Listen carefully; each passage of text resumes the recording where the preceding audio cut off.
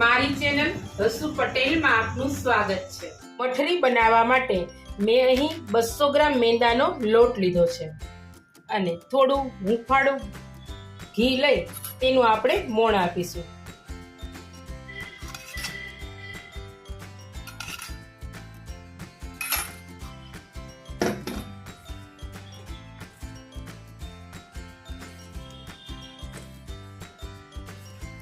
હજુ થોડા મોણની જરૂર પડશે એટલે થોડું ઘી ઉમેરીશું।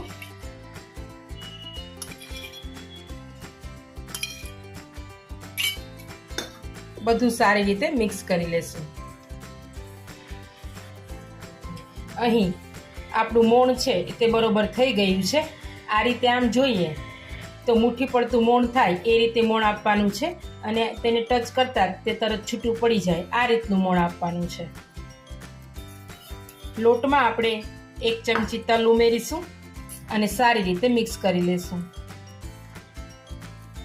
થોડું થોડું પાણી ઉમેરતા જઈ અને ભાખરી જેવો આપણે કઠણ લોટ તૈયાર કરીશું।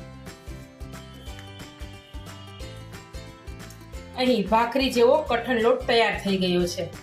આ લોટને આપણે ઢાંકી અને 5 મિનિટ માટે રેસ્ટ આપી દઈશું। 5 મિનિટ થઈ ગઈ છે અને લોટ છે આપણો સરસ થઈ ગયો છે।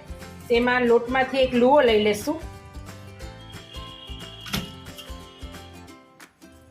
અને લુઆને આ રીતે રાઉન્ડ શેપ આપી દેશું। હવે આને છે ને વણવાનું નથી, આ રીતે હાથથી જ સેજ પ્રેસ કરી અને બનાવવાનું છે। તો આ રીતે બધી બાજુથી એક સરખું કરી લેવાનું અને મીડિયમ થિકનેસ આવે આ રીતની એવું તૈયાર કરી લેવાનું।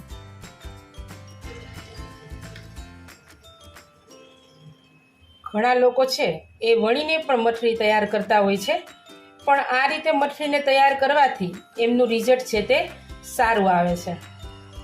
તો આ રીતે આપણે બધી જ મઠરી તૈયાર કરી લઈશું।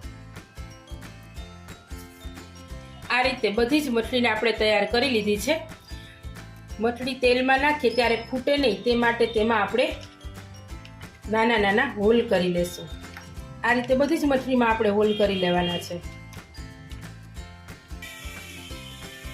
મઠરીને તળવા માટે મેં તેલ ગરમ થવા માટે મૂકી દીધું હતું, તો તેલ ગરમ થઈ ગયું છે। આપણે મઠરીને તેમાં ઉમેરશું।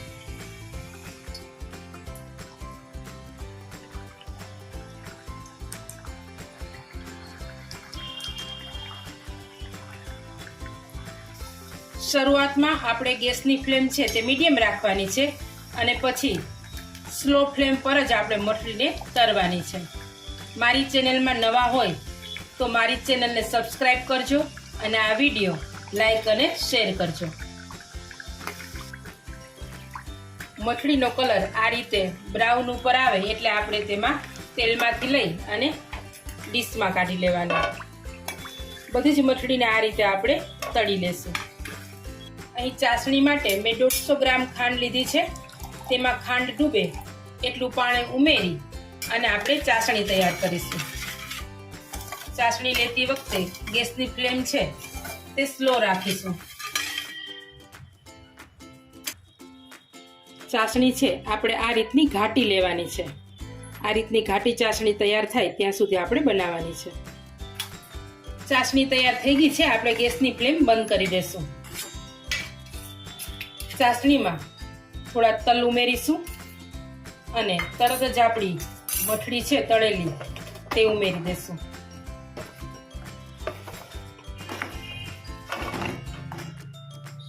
અને બધું સારી રીતે ચલાવી લેશું।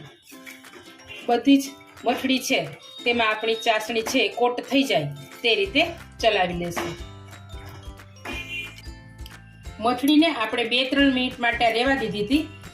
હવે તેમાં છે આપણી ચાસણી કોટ થઈ ગઈ છે એટલે ચીપિયા વડે આપણે મઠરીને બહાર કાઢીને એક ડીશમાં લઈ લઈશું।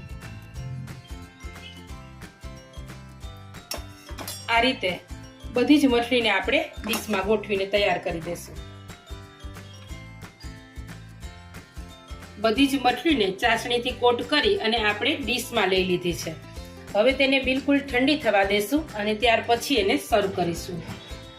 તો આપણે તૈયાર થયેલી મઠલીને સર્વિંગ પ્લેટમાં લઈ લીધી છે. તો તૈયાર છે આપણી મીઠી મઠલી. તમે પણ બનાવજો. ફરી મળીશું એક નવી રેસીપી સાથે. ત્યાં સુધી આવજો. Thank you for watching.